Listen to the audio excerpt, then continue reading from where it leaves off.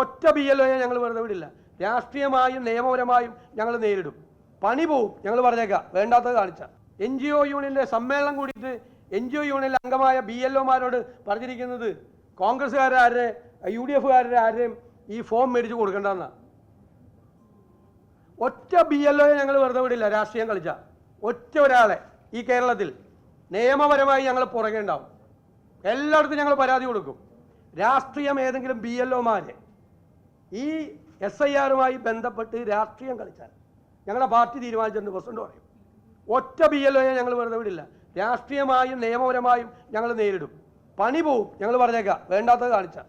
ഭീഷണിയാണെങ്കിൽ ഭീഷണിയായിട്ട് എടുത്തോ, ഒരു വിരോധവും ഇല്ല. വേണ്ടാത്തത് ചെയ്താലെന്നാണ് പറഞ്ഞത്. മര്യാദയ്ക്ക് ചെയ്തൊരു കുഴപ്പമില്ല, കൈ കൊടുത്തേക്കാം.